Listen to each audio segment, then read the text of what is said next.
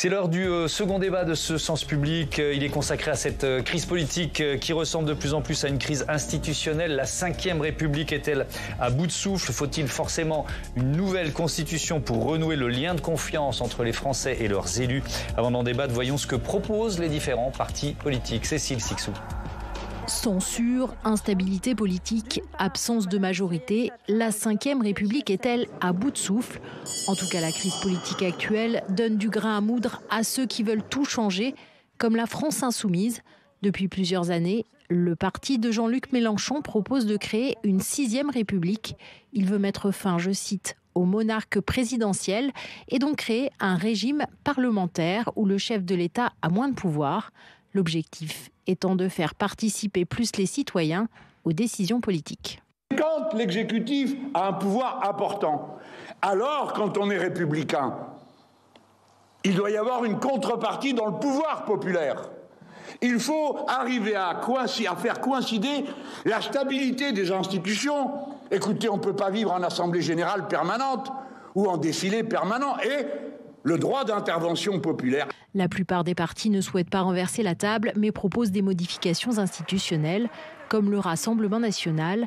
Marine Le Pen veut notamment mettre en place un référendum d'initiative citoyenne, mais surtout passer à un scrutin proportionnel aux législatives pour 2/3 des députés, avec une prime pour le parti arrivé en tête, ce qui permettrait de dégager des majorités claires à l'Assemblée. Notre mouvement réclame depuis des années que soit instauré, comme chez tous nos voisins européens, un scrutin proportionnel. Le nouveau mode de scrutin devra allier transparence, représentativité et capacité de dégager une majorité. Je pense évidemment au scrutin proportionnel à un tour avec une prime majoritaire. La proportionnelle, le président de la République aussi y est favorable. Il a engagé une réforme en ce sens en 2018 qui proposait également une baisse du nombre de parlementaires, mais elle n'a jamais vu le jour. Fin 2023, il propose de réformer le référendum et notamment celui d'initiative partagée. Cette procédure utile est aujourd'hui excessivement contrainte. Sa mise en œuvre doit être plus simple et les seuils permettant son usage, comme peut-être ces procédures, devraient dès lors être revus. Mais cette modification constitutionnelle ne verra pas non plus le jour, faute d'accord trouvé avec les autres partis. On s'autorise un jeu de mots, on va dire automobile, pour titrer ce débat. Constitution, faut-il passer la 6e? Et je vous propose d'accueillir nos invités. Éric Kerrouche, bonsoir, bienvenue. Vous êtes sénateur socialiste des Landes, membre de la commission des lois. Et je rappelle que vous êtes politologue, directeur de recherche au CNRS. Dorothée Régnier, bonsoir, bienvenue à vous aussi. Maître de conférence en droit public à Sciences Po Lille. Dominique Rousseau, bonsoir. Bonsoir. Bienvenue à vous. Vous êtes professeur émérite de droit public à l'université Paris 1 Panthéon-Sorbonne et spécialiste de droit constitutionnel, et Sophie Dravinel, éditorialiste politique, toujours à mes côtés. Alors, faut-il changer de République, Éric Kerrouche? Faut-il passer la 6e pour redonner de l'élan à notre vie politique? Je ne sais pas s'il faut passer la 6e, mais il faut changer de vitesse. Ça, c'est une certitude. On arrive à un moment où les institutions, plus exactement l'utilisation des institutions, notamment par ce président de la République, nous amène à des moments difficiles, et on voit que les blocages institutionnels font qu'il faut transformer le régime, il faut le démocratiser, il faut le déprésidentialiser, il faut le parlementariser. Donc il faut vraiment transformer de fond en comble un régime qui est en train de s'encalaminer. Ouais. Dominique Rousseau, est-ce qu'il faut forcément écrire une nouvelle constitution pour changer de République? La réponse est non. Ok. La réponse est non. Vous parliez de 6e République. La 6e République, elle est née en 1962, lorsqu'on a modifié le mode d'élection du président de la République au suffrage universel, et ça a bouleversé l'ensemble du fonctionnement de la 5e République. Donc on continue de l'appeler 5e alors que c'était déjà une nouvelle République. C'était déjà, je veux dire, d'ailleurs Maurice Duverger disait la véritable naissance de la 5e République, c'est 1962. Oui. Donc on peut changer la Constitution sans avoir besoin de réunir une assemblée constituante. Regardez ce qui s'est passé par exemple en 2008. en 2008, on a révisé presque la moitié des articles de la Constitution sans avoir besoin d'une Assemblée constituante. Donc qu'il faille réviser la Constitution, oui. Qu'il faille changer de Constitution avec la réunion d'une Assemblée constituante, je ne pense pas, et en tous les cas, ce n'est pas le moment. Ouais. Dorothée Régnier, il y a eu combien de révisions depuis la création ? 25 depuis l'année dernière. 25 oui, 25, oui. Depuis 1958 ? Oui. Oui, donc finalement, ça montre un peu la souplesse déjà de notre Constitution, puisqu'elle réussit à s'adapter, elle accompagne les changements tant institutionnels que sociétaux. Et on pourrait se dire que peut-être plutôt que de changer la Constitution, on pourrait commencer par l'appliquer. Parce qu'il y a pas mal de dispositions qui sont détournées, déviées du fait de la pratique et de la prééminence qu'a pris le président effectivement sur les institutions. Un ou deux exemples On a l'article 20 de la Constitution qui nous dit que c'est le gouvernement qui détermine et qui conduit la politique de la nation. Or, dans les faits, au mieux, il a conduit et parfois il obéit au conducteur, en fait, si on garde la métaphore automobile de tout à l'heure. Oui. L'article 5 aussi sur les pouvoirs du président qui vient nous dire qu'il est un arbitre. C'est une notion floue qui permet d'être soit l'arbitre d'un match de foot, si on change de registre. Voilà, de registre. On reste dans le sport, mais on change de sport. Soit un arbitre au sens un peu plus judiciaire et qui va effectivement prendre position en faveur de la solution qui lui semble la plus adéquate. Donc c'est vrai que si on avait une constitution appliquée, ce serait peut-être... Est-ce que ce n'est pas une question, si je peux me permettre, d'interprétation, justement ? Parce que l'application, elle dépend pour beaucoup du chef de l'État. Alors, Dominique Rousseau et ensuite Éric Kerrouche. Oui et non, si vous voulez. Il y a quand même, dans notre Constitution, une ambivalence, je dirais, structurelle, qui est celle de la diarchie de l'exécutif. Si vous prenez l'histoire de la Ve République... Donc un président, un Premier ministre. Voilà. Si vous prenez l'histoire de la Ve République, vous avez toujours eu des conflits ou des désaccords important entre le président et le Premier ministre, quelle que soit la couleur politique. Des accords entre De Gaulle et Debré sur la question algérienne et sur la manière de saisir. Des accords entre De Gaulle et Pompidou en mai 68. Des accords entre Giscard et Chirac. Des accords entre Mitterrand et Rocard. Des accords entre Sarkozy et Fillon. Des accords entre Emmanuel Macron et Édouard Philippe. Autrement dit, ce n'est pas conjoncturel. Structurellement, il y a une ambiguïté au niveau de l'exécutif. Et je pense que s'il y a une révision à faire, c'est pour lever cette ambiguïté constitutionnelle. Est-ce qu'il faut supprimer l'un des deux postes, Éric Kerrouche ? Alors, en fait, on a un type de régime un peu particulier, ce qu'on appelle en sciences politiques un régime semi-présidentiel, c'est-à-dire qu'il y a effectivement cette double responsabilité, ces deux têtes de l'exécutif. Je pense surtout qu'il faut rééquilibrer les choses et rééquilibrer les choses au profit du Premier ministre, en lui donnant beaucoup plus de pouvoir et en le rétablissant dans la place d'une certaine façon qu'il n'aurait jamais dû perdre et qui a été effacée, effectivement, par cette élection au suffrage universel du président de la République qui écrase toutes nos institutions, d'une part, et qui rend fou la plupart des acteurs politiques. Ça se voit Merci de le dire. Ça, c'est sûr avec Marine Le Pen, avec Jean-Luc Mélenchon. On est dans une folie présidentielle. Avec François Hollande, pardon de citer un membre de votre parti, mais la stratégie du Parti socialiste depuis quelques jours ou semaines, elle s'explique, elle se lie aussi à l'aune de l'ambition présidentielle. Alors, je ne suis pas sûr que ce soit à l'aune uniquement de l'ambition présidentielle de François Hollande, mais qu'il y ait des pensées aussi... C'est vrai dans tous les partis politiques. Oui. Mais je pourrais citer Laurent Wauquiez et Gabriel Attal vis-à-vis du Bloc central et de Michel Barnier. Ça rend malade l'ensemble du système. Et il faudrait revenir sur cette élection directe ? Non, je pense pas. Je pense que les Français, malgré tout, y sont attachés, mais à croire que cette seule élection, parce que c'est... On a l'impression que tout notre système politique se résume à une seule élection. Ouais. C'est plus possible de fonctionner comme ça, parce qu'on voit bien que le désenchantement, il est de plus en plus rapide. Donc il faut transformer les choses. Je vous redonne la parole tout de suite, mais Dorothée Régnier, c'est encore plus vrai depuis le passage au quinquennat. C'est-à-dire qu'on a un temps politique qui s'est rétréci et donc une obsession présidentielle qui est encore plus présente. Oui, puisque le mandat présidentiel est passé de 7 ans à 5 ans. Oui. On a eu aussi l'inversion du calendrier qui a fait vraiment du chef de l'État le chef de la majorité parlementaire. Et donc il peut étendre sa prééminence et sa légitimité au-delà du gouvernement, aussi sur l'Assemblée, puisque les députés sont élus sur le programme programme du président. Alors c'était déjà vrai avant le quinquennat, mais effectivement ça a raccourci le temps politique et ça renforce les disciplines qui conduisent les députés à voter les lois qui sont présentées par le gouvernement au nom du président. Et sur la question de l'interprétation, c'est vrai que la Constitution est volontairement floue. Parfois on a vraiment l'impression qu'elle est maîtrisée, très directive, et quand on cherche vraiment, on se rend compte que non, en fait, il y a la place à interprétation et c'est volontaire. Et on peut se dire, en fait, il y a un juge constitutionnel qui est là justement pour interpréter, mais la compétence du juge constitutionnel, elle est très restreinte.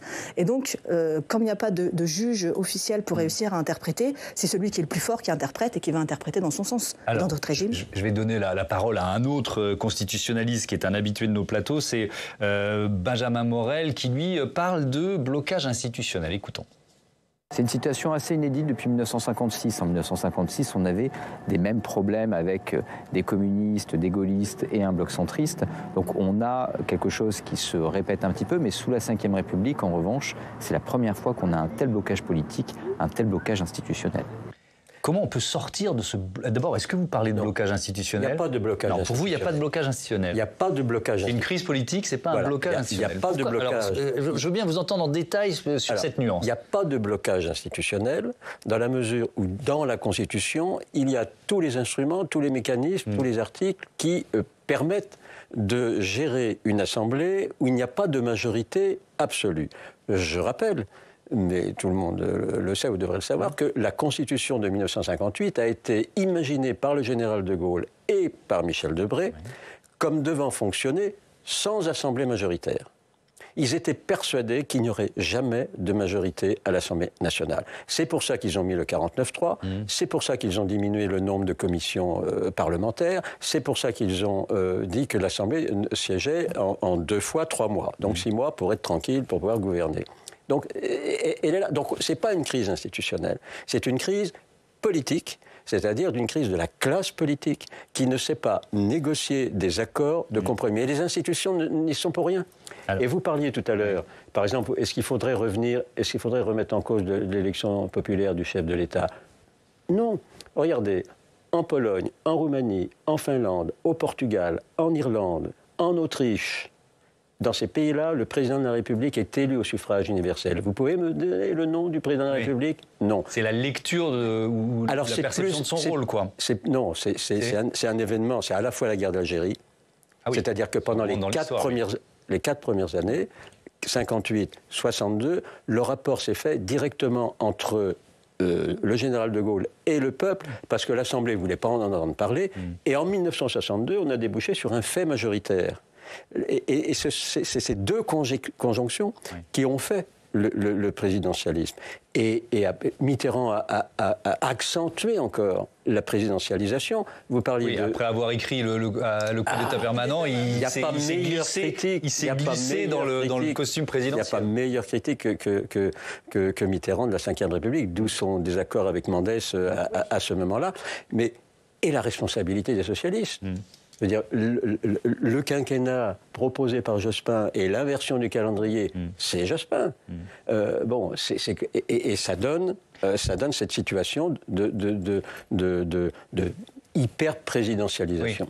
Oui. Et si on se concentre un petit peu sur la crise politique que l'on vit, donc on est face à une incapacité des partis politiques, Éric Kerrouche, à s'entendre. Les antagonismes sont trop forts, c'est ce qu'on ressent, malheureusement, d'une certaine façon.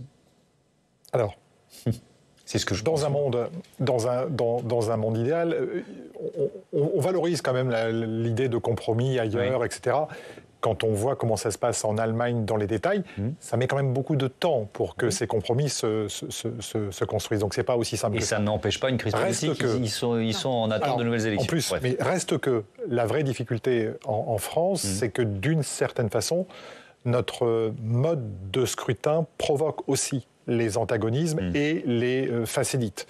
Et donc, quand on est dans un affrontement aussi fort, c'est compliqué de les dépasser. Et puis, il y a aussi, alors moi j'entends la classe politique, mais encore faut-il avoir des références et des habitudes. Oui. Or, l'habitude, eh bien, elle est très simple en France. C'est tout simplement le fait qu'il y avait un fait majoritaire qui a accompagné pratiquement tous les gouvernements à de rares exceptions. Et là, on est dans une situation inédite où il faut trouver de nouvelles solutions. Et donc, il faut s'habituer aussi à transformer son mode de fonctionnement, ce qui n'est pas le cas actuellement. Alors, on va parler de mode de scrutin dans une minute. Je veux bien vous entendre quand même, Dorothée Régnier, sur cette incapacité des partis politiques à créer du compromis. C'est vraiment ce qu'on vit depuis plusieurs jours, pour ne pas dire plusieurs semaines. Et c'est sans doute aussi une logique de la 5e qui a retiré l'acculturation des députés qui, sous la 4e et la 3e, avaient l'habitude de chercher des compromis, de constituer des coalitions, même si elles n'étaient pas forcément très durables. Mais il y avait cette habitude. Et là, le rôle que le président s'arroge avec l'article 8 de la Constitution, le président nomme le Premier ministre et en disant ça y est, l'acte est parfait, j'ai besoin de personne pour le nommer et je peux un peu intervenir, même dans cette situation où les élections m'ont désavoué et où il n'y a pas de majorité, pour essayer de guider. Et donc... mais je suis d'accord avec vous, mais sauf qu'il y a quand même une fenêtre d'opportunité, là, avec un président affaibli. Il y a une fenêtre d'opportunité pour un parlementarisme constructif. Mais ce qu'on ressent, c'est une incapacité des partis politiques à s'y engouffrer dans cette fenêtre d'opportunité. Ah oui, c'est l'élection présidentielle qui rend fou le monde politique. On y revient. Parce que le président ne joue pas le jeu aussi.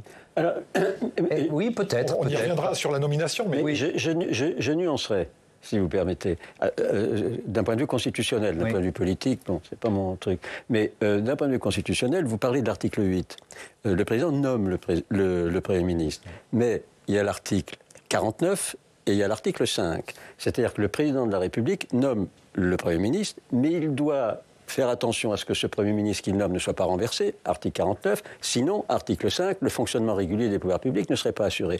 Ce que fait le président de la République actuellement, si j'ai bien compris, il va nommer un Premier ministre, après avoir rencontré les partis politiques, en demandant à ce Premier ministre d'essayer de constituer une plateforme gouvernementale, etc. Donc là, on est dans une pratique parlementaire. C'est-à-dire, le président reste en retrait, il nomme un Premier ministre, à charge au Premier ministre de construire une plateforme gouvernementale. Vous n'avez pas tout à fait la même lecture, Eric. Pas du tout la même lecture, parce qu'on va se remettre un petit peu en arrière. Et en fait, le choix de Michel Barnier, initialement, c'était exactement ça. C'était de dire on va choisir quelqu'un d'expérience, qui a une expérience particulière, certes de droite, mais avec une expérience particulière, qui a réussi à négocier le Brexit. Et donc, et on voit que ça ne marche pas. On voit bien que la vraie difficulté, c'est que Emmanuel Macron, à mon sens, ne respecte pas son rôle. C'est un héritage de Grévy. Depuis la 3e, la 4e et la 5e, on a laissé la latitude au président de la République de pouvoir choisir le Premier ministre. Mais il n'est pas contraint dans ce choix. Et le problème, c'est qu'il y a un jeu... Enfin, en cas de cohabitation, il l'est. Contraint, mais il est contraint, mais il peut essayer encore de jouer avec la règle. C'est ce qu'il a fait avec Michel Barnier. C'est ce que, à mon sens, il tente encore de faire. C'est un problème. Je crois que c'est la différence, justement, avec la différence entre Michel Barnier aujourd'hui, c'est que Michel Barnier a été nommé sans discussion sur le fond, sur l'accord programmatique. Alors que là, si j'ai bien compris, il y a 2 temps. Il y a la nomination du Premier ministre, à charge au Premier ministre de constituer une plateforme gouvernementale. On verra avec un mot rapide, Sophie, on parle de la proportionnalité. On est plus dans le dissensus que dans le consensus entre les forces parlementaires. Oui, effectivement. Allez, on parle de l'hypothèse d'une réforme du mode de scrutin avec Steve Jourdain tout de suite, puisque face à ce blocage politique, rebonsoir Steve, bonsoir. Réforme du mode de scrutin pourrait être la solution. En tout cas, c'est ce que pensent certains responsables. Et si la solution miracle, Thomas, passait par l'instauration du scrutin proportionnel aujourd'hui et depuis 1958, les députés sont élus au scrutin majoritaire à 2 tours. Le dispositif est simple, celui qui arrive en tête au second tour est élu.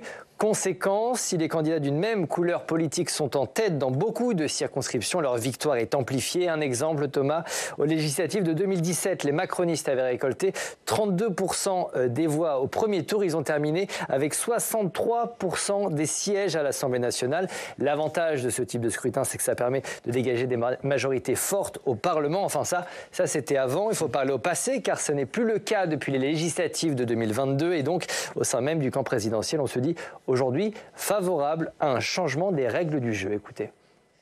Aujourd'hui, donc il faut le faire assez vite avant une nouvelle dissolution qu'on appelle tous de nos voeux, en tout cas que beaucoup appellent de leurs voeux.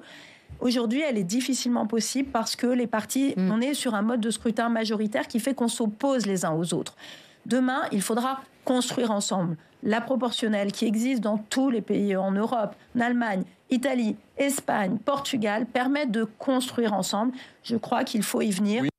Allez, séquence pédagogie. La proportionnelle, c'est quoi? C'est un scrutin qui permet à chaque parti politique d'avoir un nombre de sièges proportionnel au nombre de voix obtenues. C'est un système qu'on connaît bien, hein, Thomas. Il est déjà en vigueur pour les élections régionales, européennes et sénatoriales dans une certaine mesure. Il a souvent fait partie des promesses des candidats à la présidentielle. C'était le cas de Nicolas Sarkozy en 2007, de François Hollande en 2012 et d'Emmanuel Macron en 2017 ou encore en 2022. Et aujourd'hui, en tout cas sur le papier, cette mesure, elle semble faire consensus du côté du Rassemblement national, au sein du nouveau Front populaire. Parlent-ils tous de la même chose? Ce qui est sûr, c'est qu'il existe plusieurs types de proportionnels, intégrale ou partielle, dans un cadre large comme à l'échelle de la nation ou à l'échelle de la région, ou bien plus étroit à l'échelle du département. Un exemple concret peut-être, Thomas, ici au Sénat, il existe déjà une dose de proportionnel dans les départements élisant au moins 3 sénateurs. L'élection se fait au scrutin de liste à un tour selon la règle de la plus forte moyenne. Est-ce que ce système pourrait être transposé pour l'élection des députés? En tout cas,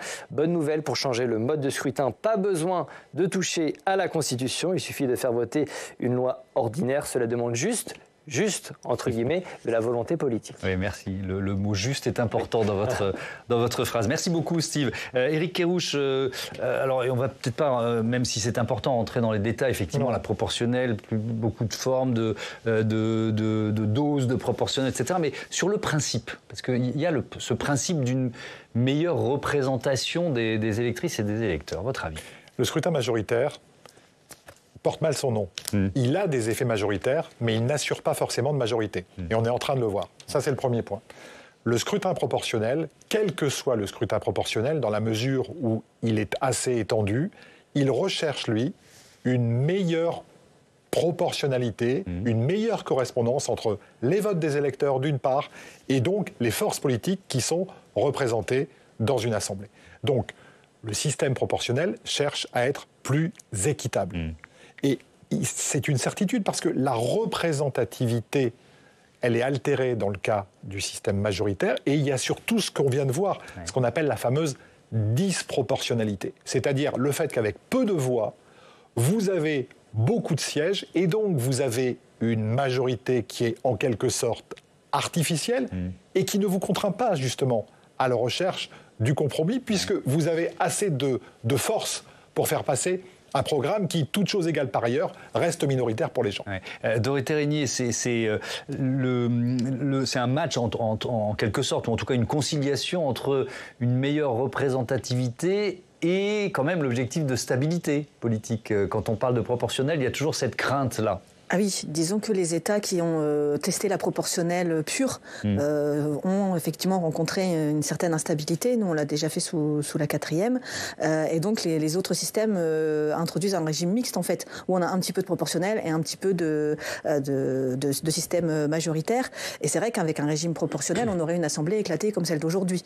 Donc, est-ce qu'on y gagne à vouloir cette plus grande représentativité? Est-ce qu'on arrive à peut-être mieux associer le peuple par différents moyens, puisqu'on peut se dire on va à l'Assemblée essayer de privilégier la constitution d'une majorité, assurer une efficacité, et puis dans 5 ans, vous pourrez basculer, ce qui est beaucoup plus difficile avec la représentation proportionnelle. Il n'y a pas de grand mouvement de majorité-opposition et d'alternance.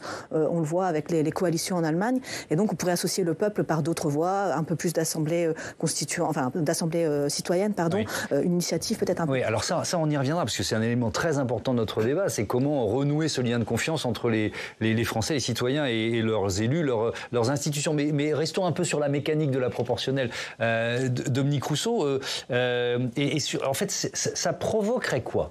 Peut-être, justement, on parlait de culture présidentielle ou de culture de l'antagonisme. Est-ce que ça provoquerait mécaniquement l'obligation de trouver des compromis et de créer de nouvelles majorités?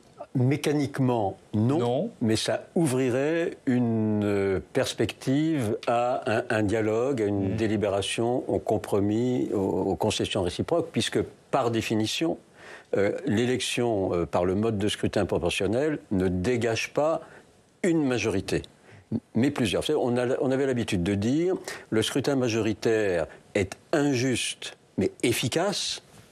ce que vous avez montré, il est injuste mais efficace, et le scrutin proportionnel, il est juste mais inefficace, puisque ça ne dégage pas de majorité. Donc, si vous voulez, il faut faire très attention, il ne faut pas être pour la proportionnelle ou pour le scrutin majoritaire, il faut aussi voir le contexte actuel. Et ce qu'on voit, le contexte actuel, c'est le scrutin majoritaire conduit à un blocage. À un blocage, le Parti socialiste est complètement bloqué avec son alliance avec les Insoumis, les Insoumis, alors qu'ils ne partagent strictement rien.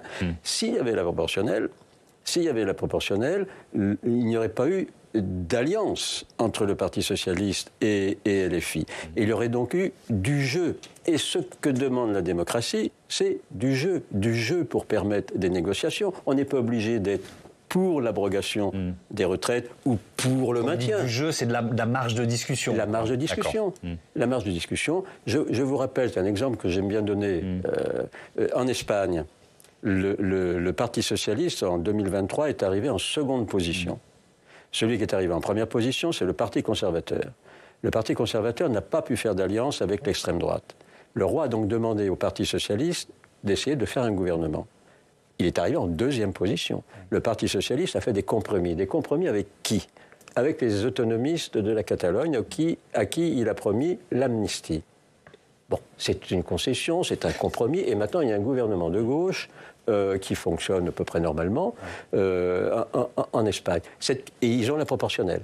Cette culture du compromis, la proportionnelle, peut y aider. Mécaniquement, non, parce qu'il y a un truc qu'il ne faut pas oublier, qu'il ne faut pas oublier, c'est que mes collègues de sciences politiques le diront certainement mieux que moi, il y a toujours un décalage entre le moment où la réforme est votée et la manière dont les citoyens l'intègrent. En 86, il y a eu la proportionnelle, mais on a continué à voter comme si c'était le scrutin majoritaire à deux tours. Donc il y a toujours un décalage, si vous voulez, et donc c'est pour ça que je ne dis pas mécaniquement, mais ça ouvre une perspective. Est-ce que ça sortirait le Parti socialiste de sa dépendance aux Insoumis, Éric Kerrouche? Alors, la question, c'est pas uniquement celle-là. Je vais vous y répondre néanmoins. D'abord, je ne pense pas que le Parti socialiste ait une dépendance aux Insoumis. C'est aussi simple que ça. Non, mais ça, c'est non, mais je suis désolé. Un petit peu quand même, quand on voit le nombre de députés qui ont été élus grâce à des voix. Et réciproquement. Excusez-moi, mais ça ne va pas que dans un sens. Je rappelle qu'on est pratiquement équivalent 72 et 66. Et à mon sens. Mais qui a fait le score. N'oublions pas. Oui, mais c'est dans une circonstance différente. Mais n'oublions pas une seule chose, c'est que en l'espèce. Il ne faut jamais oublier ça. Ce n'est pas une question insoumise. C'est que la gauche s'est unie aussi facilement le soir de la dissolution parce que la menace, c'était celle du Rassemblement national. Et que dans ce cas-là, il n'y a pas de... On a sans doute des divisions et elles sont évidentes. Mais devant cette menace, et c'est là que le calcul d'Emmanuel Macron était fou, devant cette menace, il y a eu une alliance qui était nécessaire pour résister à quelque chose qui, selon nous, remettrait en cause les valeurs de notre pays. Donc ça, c'est la première chose. La deuxième chose, c'est que sur la question de la proportionnelle, en fonction des seuils qui sont définis, et c'est ça, tout le problème est là. Pour qu'un mode de scrutin soit accepté, il faut qu'il soit compréhensible, immédiatement compréhensible par les Français. Ils ne veulent pas de tripatouillage, ils ne veulent pas d'effet de découpage, ils veulent comprendre, il faut que ça soit compréhensible. Donc, si on a un changement de mode de scrutin, il faut que ça soit immédiatement compréhensible. Et puis, ça changera les habitudes, et je vous rejoins complètement dans le temps. Parce que la première fois, il y aura un vote, et puis ça changera dans le temps. Mais ça changera notre culture politique. Et la crise de confiance dont vous parlez, vous voyez le lien. L'intérêt de la proportionnelle, c'est que l'électeur vote pour le parti ou le candidat qui est le plus proche de lui. Avec le scrutin majoritaire, on a bien vu, là, on a des gens de droite qui sont obligés de voter pour des candidats de gauche au second tour, des électeurs de gauche qui sont obligés... Comment voulez-vous qu'il n'y ait pas une crise de confiance, puisqu'on élit des gens avec lesquels on n'est pas d'accord. La frustration et des votes perdus. On parlait de la stratégie de Jean-Luc Mélenchon. C'est sans doute celui qui réclame le plus fortement une 6e République. On va l'écouter en mars 2022, en pleine campagne pour la présidentielle. Le pays a tellement évolué depuis 1958, de tous les points de vue, d'une population rurale à une population urbaine, d'une situation de la relation sociale de la moitié de la population, c'est-à-dire les femmes, au reste de la société, tellement modifiée par plusieurs vagues d'immigration. Et nous sommes dans ce moment de tohu-bohu, ça va pas, ça tourne pas bien, on sait plus où on en est. Voilà, alors c'est le moment de se refonder. Voilà à quoi sert la Constitution. La Constituante, elle sert à décrire les droits qu'on se reconnaît les uns aux autres librement. Et vous allez nous raconter, Sophie, ce goût ancien de Jean-Luc Mélenchon pour la 6e République. Ben oui, parce que ça fait plus de 25 ans que le leader insoumis en parle. Il était loin des insoumis à l'époque, Thomas, à la fin des années 90. Il était plutôt minoritaire chez les socialistes. Ouais. Il appartenait à la fameuse famille de la gauche socialiste, au courant aussi de celui de Julien Drey et de Marie-Noëlle Lienemann, la GS pour les intimes. À gauche du PS déjà, on ne se refait pas. Pour le congrès du PS de novembre 2000 à Grenoble, la GS réclamait déjà cette révolution institutionnelle. C'était la 6e République sociale, un Premier ministre chef de l'exécutif, une suppression des pouvoirs exorbitants du président et une République avec moins de décrets et moins de Bercy. Les années ont passé, Jean-Luc Mélenchon n'a pas varié. C'est une conviction restée parmi les plus stables chez lui, en effet, depuis sa première campagne de 2012, autour du 18 mars, jour anniversaire du soulèvement de la Commune en 1871. Le candidat à la présidentielle de la gauche radicale organise des grandes marches pour la 6e République. Elles vont de Bastille à République ou de République à Bastille, des places symboliques à Paris qu'il affectionne particulièrement. À chaque fois, un même discours, une même volonté de couper la tête à la monarchie présidentielle. Comment compte-t-il procéder ? Eh bien, par la convocation déjà d'une assemblée constituante. Grâce à l'article 11 de notre actuelle Constitution, on demande aux Français leur accord avant d'y aller, puis on désigne du monde pour se mettre au travail. Du monde, je suis un peu direct, mais enfin 500 personnes. C'est la fameuse Assemblée constituante chargée d'écrire donc une nouvelle Constitution de 12 à 24 mois, à peu près 12, 18, 24. Les avis divergent chez eux. L'affaire est pliée, nous promettons, c'est la révolution des institutions, la fameuse mise en place d'une république parlementaire avec ce fameux droit de révocation des élus, celui qui permettrait de faire partir Emmanuel Macron plus facilement si la République aujourd'hui pouvait en disposer. Oui, mais avant tout ça, il y a une condition. Eh bien oui, il faudrait effectivement que l'élection présidentielle, que Jean-Luc Mélenchon se fasse élire à la présidentielle. Oui. Il lui faut enfiler l'habit Oni avant de se défaire des oripeaux de cette 5e République, de fermer l'Élysée si la Constitution le décide, de jeter les clés dans la Seine 2 ans tout juste après son élection, à moins que cette constituante décide tout de même de préserver une fonction symbolique, celle du président de la République. Dans ce cas-là, disait-il en 2017, il pourrait se représenter, ayant été le dernier président de la 5e, le premier de la 6e. Aujourd'hui, vu son âge, à 74 ans, il a plutôt tendance à promettre qu'il prendrait sa retraite. Ouais, ça ressemblerait à quoi, Dominique Rousseau, la 6e République souhaitée par Jean-Luc Mélenchon ? Je ne sais pas trop. Oui. Je doute que ça ressemble à des institutions qui garantiraient la démocratie. Je pense qu'on ne réécrit une constitution que lorsqu'il y a des événements dramatiques. Si vous prenez l'histoire constitutionnelle de la France, quand est-ce qu'on fait une nouvelle constitution ? Évidemment en 89, en 1830, après les journées de juillet, en 1848, après la Révolution, en 1870, après la défaite de Sedan, en 1946, après la Seconde Guerre mondiale, et en 1958, avec la guerre d'Algérie. On ne rédige jamais une nouvelle constitution à froid. Si vous prenez le Portugal, il rédige une nouvelle constitution après Caetano, l'Espagne après Franco, en Grèce après les colonels. Bon. En revanche, ce qu'on peut faire, c'est une révision de la Constitution. Vous le rappeliez tout à l'heure. Oui, c'est ce qu'on disait tout à l'heure. Elle a déjà été à de nombreuses reprises révisée. Et c'est là que la proposition de Jean-Luc Mélenchon est un peu déconnectée. Il parle de la 5e République, mais la Constitution qu'on a aujourd'hui ne ressemble absolument pas à la Constitution de 58. Je peux...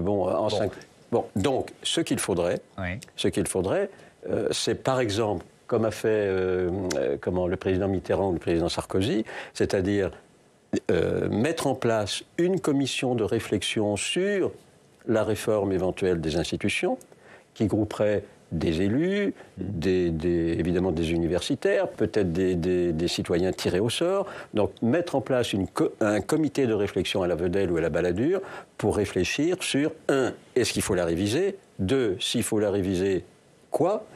Et à ce moment-là, engager dans le pays un grand débat. Mais l'article 11, utiliser l'article 11... Pardon, je reprends la main parce qu'il nous reste une toute petite dizaine de minutes, moins que ça. Et il y a évidemment le thème central qui était en filigrane de tous nos échanges, qui est quand même ce désamour des Français pour les élections. On va regarder, alors pardon de choisir l'élection présidentielle, moi aussi j'ai l'obsession présidentielle d'une certaine façon, mais on va regarder le niveau d'abstention et l'évolution de l'abstention depuis 1900, elle a quasiment doublé, hein, depuis 1965 on était à 15%, jusqu'à celle de 2022, la dernière présidentielle, 28%, ça a quasiment doublé. Je veux bien vous entendre les uns et les autres sur ce qu'on pourrait améliorer, Dorothée Régnier, en matière de démocratie directe. Qu'est-ce que vous pouvez... Le président de la République, d'ailleurs, on peut considérer qu'il a été innovant, hein, du grand débat post-Gilets jaunes, en passant par le Conseil national de la refondation, les conventions citoyennes. Enfin bon, il y a eu des tentatives. Ça n'a pas débouché forcément sur grand-chose, mais il y a eu des tentatives. On pourrait effectivement accorder une place plus importante au peuple à travers une initiative législative. Pourquoi pas permettre à un nombre important de citoyens de déposer un texte qui serait obligatoirement examiné au Parlement, pas forcément adopté, mais au moins examiné. On pourrait envisager effectivement la multiplication des conventions citoyennes. Il y en a eu 2 qui ont porté leurs fruits, pas sur le contenu, mais sur la méthode. C'est-à-dire qu'on a montré qu'on pouvait, citoyens ignorants de telle ou telle thématique, être informés, être encadrés et adopter, proposer des choix, des choses, évoluer dans sa manière de penser, dans sa manière d'appréhender. Et il y a une acculturation à la démocratie, à la place du peuple et du citoyen dans notre 5e République, puisque notre rôle s'épuise un petit peu avec la désignation. Et on le voit, il s'épuise même avant d'avoir commencé avec ces abstentions. Éric Kerrouche, est-ce que les élus doivent d'une certaine façon abandonner le monopole de la décision politique? Vous voyez ce que je veux dire? C'est-à-dire en déléguer une partie aux citoyens. Et si oui, sous quelle forme? L'idée d'un mandat représentatif absolu avec l'élu et tous les pouvoirs tels qu'il a pu exister est complètement décalée par rapport aux attentes des gens.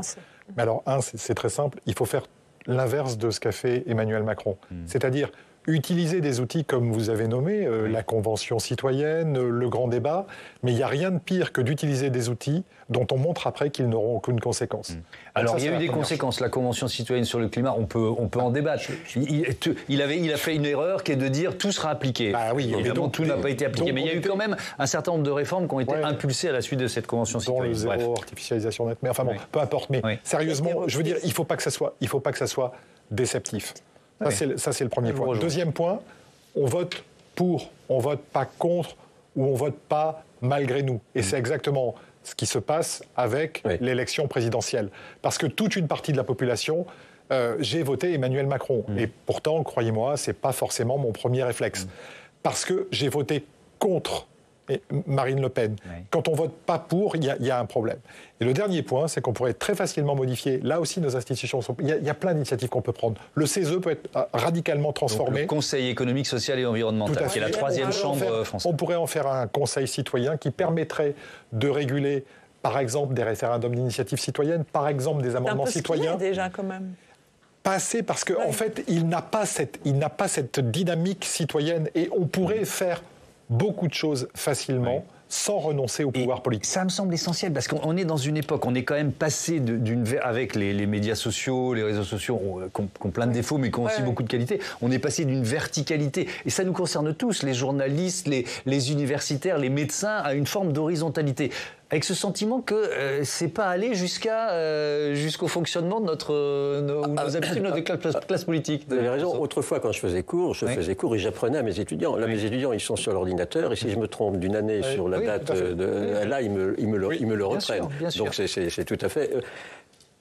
Je pense, si vous voulez, contrairement à la manière dont vous avez introduit le débat, je pense pas que la question soit de passer d'une démocratie représentative à une démocratie directe. La démocratie directe est dangereuse. Je pense que la représentation est inévitable. C'est une exigence démocratique. La question... C'est monopole, c'est partagé. En revanche, pourquoi il y a crise de la représentation aujourd'hui? Non pas pour la supprimer, mais je pense qu'aujourd'hui, les citoyens demandent à être associés à la prise de décision politique. Ils ne veulent plus, je reprendrai votre mot, ils ne veulent plus que les élus aient le monopole de la production des normes. Ils veulent être associés à cette production. Comment ? Alors, je pense que les conventions citoyennes, notamment, et le président les a initiées, alors faut les repenser, mais je pense que les conventions citoyennes sont une bonne manière d'associer aux élus les citoyens dans la production sur le climat, sur la fin de vie.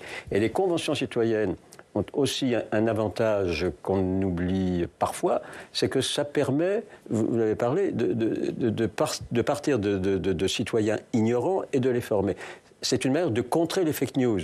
C'est une manière de contrer toutes les manipulations. Parce que quand les citoyens sont réunis pour discuter, qu'ils écoutent les experts sur la fin de vie, s'il faut mourir, etc., ou pas, à quel moment, bon, ça bloque les fake news. Et il y a, dans ces conventions citoyennes, on pourrait retrouver... Ça, c'est mon grand-père qui le disait, la fonction de l'instituteur comme celui qui apprend le public, hein, qui éveille le public.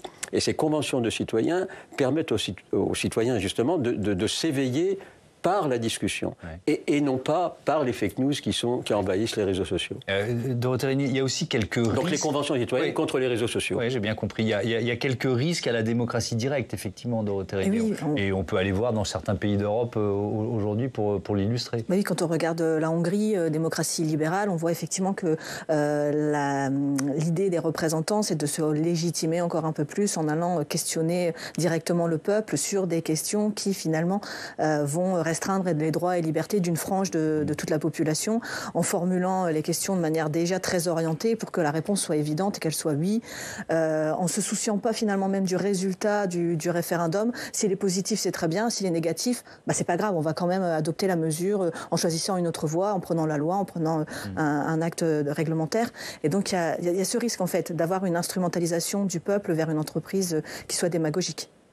Éric Kérouche, je repense à ces cahiers ou carnets, je ne sais plus, de doléances. Qu'est-ce qu'ils sont devenus, quoi? C'est-à-dire que vous vous rendez compte, les dizaines de milliers de Français qui ont participé, qui se sont dit oui, voilà un moment où on me demande mon avis. J'ai l'impression que ça a servi à caler les armoires. Il y a mon département, le département des Landes, qui a pris des initiatives en la matière pour exploiter cette matière première qui était... C'était une situation de crise et d'une certaine façon, à l'époque, Emmanuel Macron a répondu avec cette proposition de crise. Et je pense que l'intuition était bonne. Mais là encore, avoir perdu...